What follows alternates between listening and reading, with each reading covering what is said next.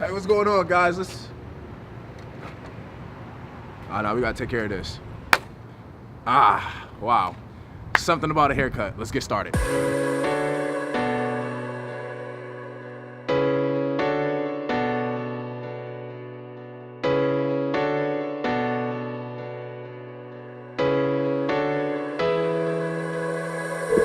Hello? Hello. Rachel, how are you? Good, how are you? I'm good. I'm so sorry I missed our call. I just got out the hair. I was getting a haircut. And No, you're all good. I'm making breakfast, so. wait, say that again? I'm making eggs, so no problem. Awesome. Make enough for both of us.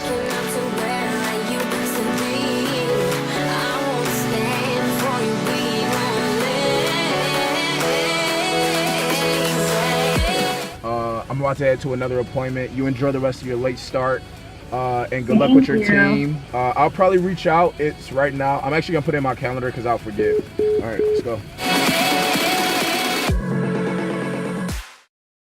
It's really not about outbeating them. I'm not saying you have to. I'm asking these questions for a reason. If I could outbeat them, Yeah.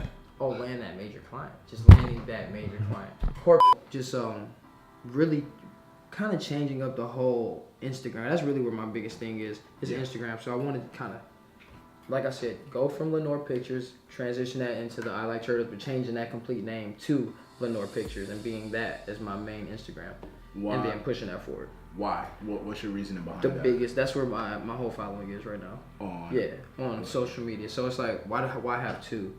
Essentially what you're doing is your following is here, and you want to bring your content to your following. You want to bring your brand to your following. Yep. So here's my thing. I don't think you should get rid of Lenore Pictures. Have you seen what I've been doing between my two pages? Yeah. Have you noticed that my following is my personal page? Yep. And you've noticed how I've been slowly driving the content there? Yeah, because at first I started all my content on my personal page. Yeah, absolutely. You know what I mean? I've been seeing, and I was going to the dance fire. Yeah, and now you see how the dance fire is growing vastly. I would keep them separate. Here's why. When you meet people, you don't say, hi, my name's Danard, and I run a company. I got a camera in the back right now. You know what I mean? Yeah. Think about social media as a real interaction. Mm-hmm. Typically, people get to know you first, and once they get to know you, they want to know what you do, and then they're fond of what you do, right? It's a byproduct. And so when people come to your page, especially people who just love you as a person, they're getting bombarded with your video. Yeah, absolutely. You know what I mean? And it's okay, but they're keeping up with you. Exactly. They're not keeping up. And if that's a part of you, that's fine. Yep. But if it's every single day, you know what I mean? Exactly. That type of deal. And so what you want is people to get connected with you. They may see some of your work on your personal page. They're like, man, that's dope. Let me go click on this stuff. And so then your business page is a living audience where people have click the I subscribe to your work. Yes. Those are your advocates. When you have your personal page, it's hard to determine who's. So you give them an option to live. You know what I mean? Hey, I'm a fan of Danard's. I love, this is me.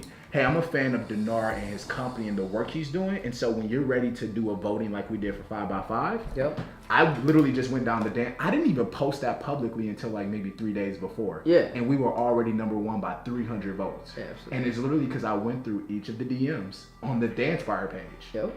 You know what I mean? That's all it takes. And I had that, but that's because I gave them a place to live. Yeah. You got to give your audiences places to live. Marketing isn't the conversation of I'm going to close off on some people and only focus on these people. Mm-hmm. What you're doing is saying, I'm most likely, based on my skill set and based on what they need and the type of environment they're in, I'm most likely to be successful in closing them. Yeah. So I'll give you an example, DropInWednesdays, or let's say Dance Fire. So Dance Fire, when it comes to institutions, more than likely it's a older white lady around maybe 35 to 45.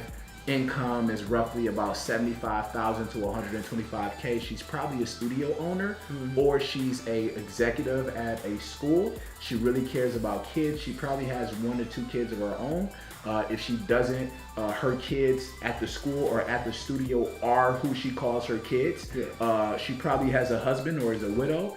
She's very involved in her community. Yep. Does it make sense? Yeah. And you have to understand there's a difference between working in the business and on the business. Mm-hmm. You've been working in the business and now you're like, man, I really want to work on the business. Yeah, absolutely. And that's where that investment in working on the business is growing the business. You can't do both at the same time. Absolutely. Like either I'm video editing and I'm working in the business, or I am trying to get contacts and I'm working on invoices and I'm working on the business. Danard is a very passionate and talented guy, and I love the work that he does. We've been working together for Drop-In Wednesdays for forever. He's there week after week after week. He's almost there as much as I am, and now we both have built platforms for ourselves, and we want to grow further. And so I'm super excited to see what a potential partnership between him and I can do in this West Michigan conservative area when it comes to videography, creative, marketing, social media marketing, things of that nature. So stay tuned for that. We're going to continue to work with him and build his brand with Lenore Pictures. The Institute of Dancers is this organization that is ran by Glenn Douglas Packard, and this guy has had his fair share of work in the industry, whether it's background dancing for like Michael Jackson or other notable names like that. He's been on reality TV shows like Brooke Knows Best. And so this has afforded him the opportunity to see the industry from the inside out, to garner resources. And so now he's put down his career, and now he's rebranding to help other people build their careers. All right.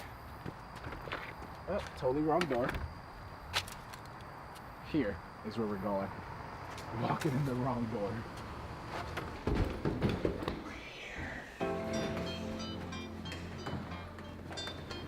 Okay, does everyone understand that?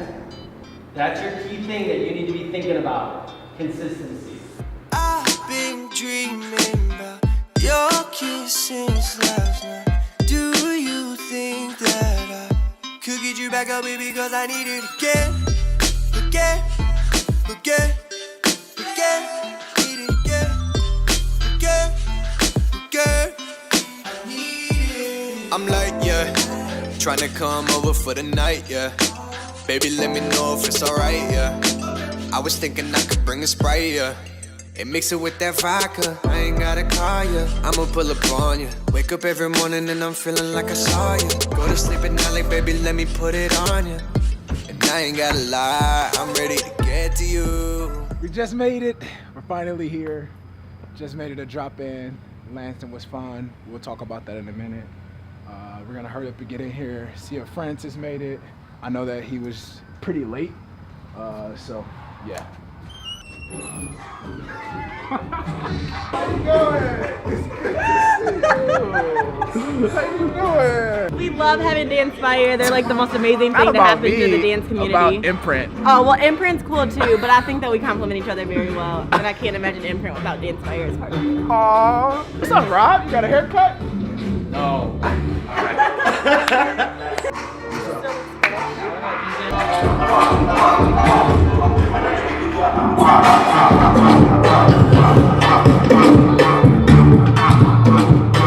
So multiple things are happening here. One, we got Jazzy chilling over there, who is supposed to be taking class.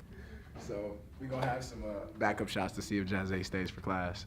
Also, Francis drove in and was hella late. Finally it's made like it. 8:50. He just started class, so we're gonna see if we're gonna be ready for Danard. Afrobeats is fun though, so I'm excited. So yeah, let's do this.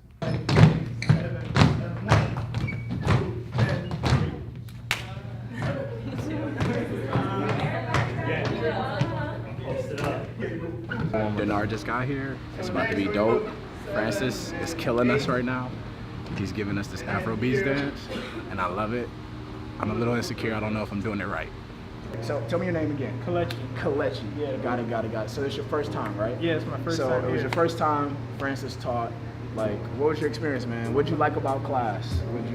I like the energy, man. I like seeing I like how packed it was, that was the best part, just seeing a lot of people engaging, different dance levels, everybody just having fun. So. When you say engaging, what do you mean by engaging? I mean, like, everybody was just like when we had the different groups, we split off into different groups. You know, everybody was having fun, hyping each other up. So it made it worth it. Coming into class, were you nervous at all? Did you not know what to expect? Like, what was that like for you?